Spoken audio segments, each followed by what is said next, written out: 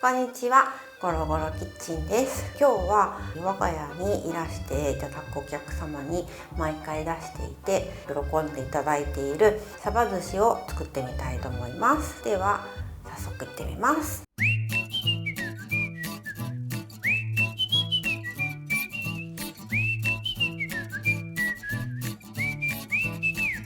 ではまず、サバを締めていきたいと思います。で、最初に締めていくんですが、私はお砂糖でまず締めます。とにかくたっぷりとかけます。で、もちろん裏側もお砂糖で締めで、ちなみにお砂糖でって思うと思うんですけど、お砂糖は、塩と同じように水を、出してくれる働きがあるんですが、お砂糖の方がゆったりと、脱水効果があるのでふっくら仕上がるということです。で、これを冷蔵庫に1時間入れます。サバを締めている間に寿司米を用意します。ご飯を洗米する方法などは前々回の炊き込みご飯でご紹介しているので、よろしければそちらを見てください。今回はもう洗米はしてあります。で、2合のお米にお水を入れて炊いていきますが、普通のお米を炊くよりはちょっと水は少なめにします。うちでは2合に対して340ml で炊いてます。で、お水を入れたらお米を浸水させるので30分ぐらい浸水させましょう。で、すし酢を作っておきます。すし酢はまずお酢を 40ml、 次にお砂糖を大さじ1と半分、こんなかな。で、最後に塩は小さじ1だとちょっと多いかなという感じなので、1より少し少なめぐらい、こんな感じで入れます。はい。で、最後によく混ぜます。でも、混ぜても絶対全部はつけないので、お米に混ぜるときに一緒によく混ぜながら入れてあげるといいと思います。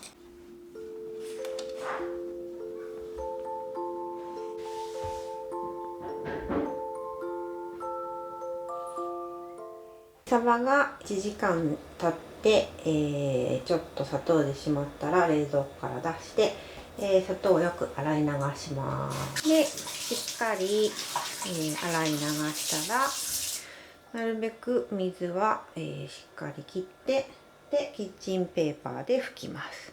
で、しっかり水気を取ってください。次に塩で締めます。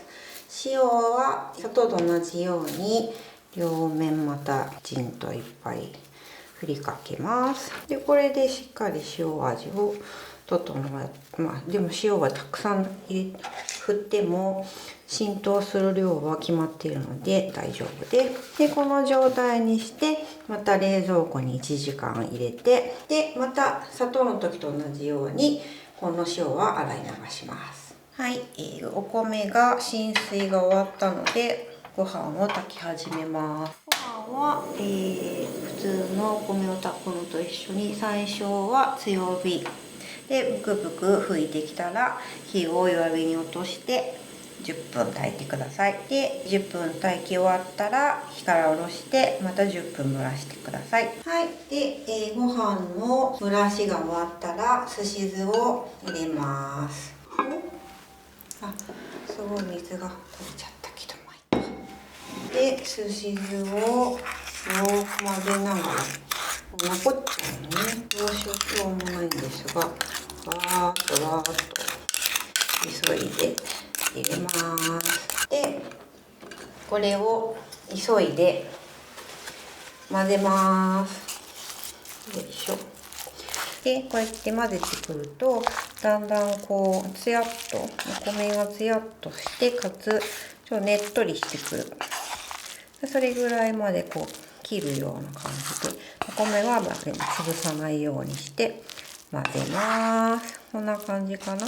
で、よく混ざったなと思ったら、今度は本当は寿司桶があるといいですが、うちの寿司桶はちょっと大きすぎるのでバットに移して広げて冷まします。よいしょよいしょ。別に慌てなくてもいいんですけどね。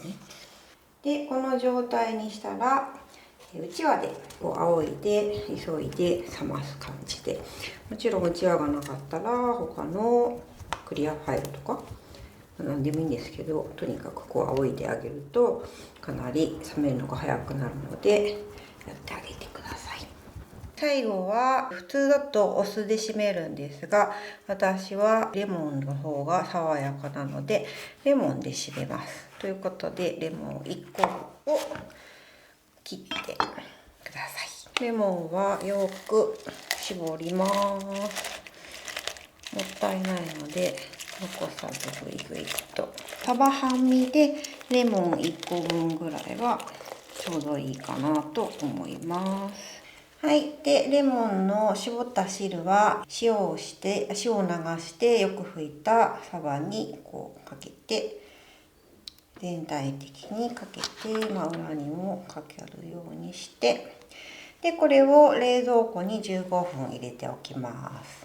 で、サバはちょっと真ん中のとこに骨があるので、これを、ピンセットで抜いていきます。こう真ん中の骨はこう真ん中を触ると、尻尾の方に触ると尖ってプチプチしてるのがわかるので、これを引っ張るんですが、尻尾の方に引っ張るとスーッときれいに抜けるので、こう後ろに向けて引っ張ります。尻尾の方まで。で、尻尾の方はあんまりもうないので、一回カーッと触ってなければ骨は OK。で、最後に皮を剥ぎます。皮はこの尻尾のところをこうやって触っているとピロッとこう皮がむけてくるので、最初は指でもでそこをこう包丁で押さえるような感じで皮を引っ張りながらこうやってこう身を剥いでいきます。で、よいしょ。特に端っこが身が持っていかれがちなので、そこに気をつきつつちょっとずつやっていくと失敗がないと思います。はい、では棒寿司の形に巻いていきます。すまきを用意して、で、ラップをちょっと大きめに、このぐらいかな、上に引きます。で、サバは皮の面を下に、なので皮をすまき側に置きます。サバの身にわさびを塗ってきます。で、ご飯をのせていきます。あとでギュッとしちゃうので、そんなにサバの上に乗っていれば大丈夫です。で、ご飯の量はおつまみとしてお酒のつまみ的にしたい人は量少なめの方がいっぱい食べれていいかもです。はい、じゃあラップをまずですね、こうちょっとキュキュキュ、ここでキュキュキュとしながら巻いていきます。こんな感じかな。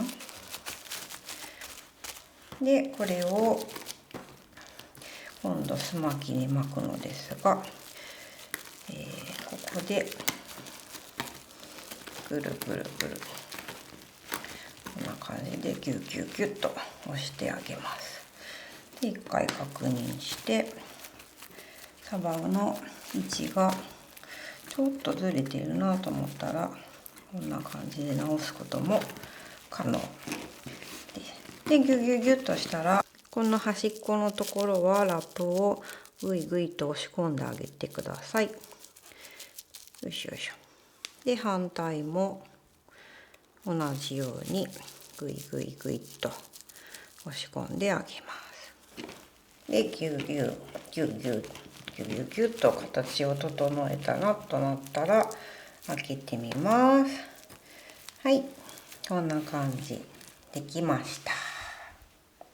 ラップをしたまま切った方が形が崩れないです。で、こうギュッと切る。で、端っこはお客様とかに出さないので、こんな感じで切れます。こういった濡れ布巾を用意しておいて、お米がどうしてもついてしまうので、このお米をよいしょきれいに拭きます。でそうすると切れやすいので、切れやすいままなのでおすすめです。まっすぐキリキリキリととけば切れると思います。切る前に、はい、出来上がり。はい、でお皿にそっと移してあげます。はい、こんな感じでしょうか。できました。はい、サバ寿司いかがだったでしょうか。では早速私試食させていただきたいと思います。よいしょ。よよよ。醤油につけなくてもまあいいんですけどね。あ、やばい。崩れる。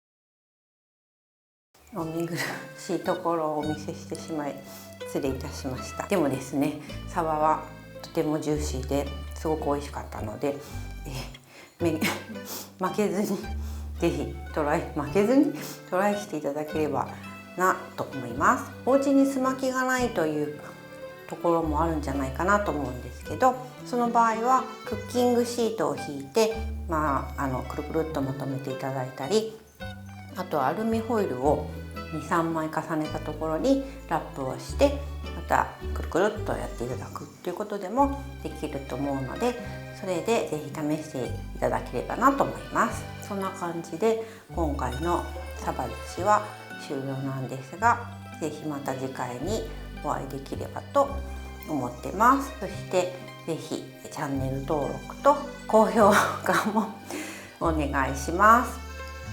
ではまた次回に。ゴロゴロキッチンでした。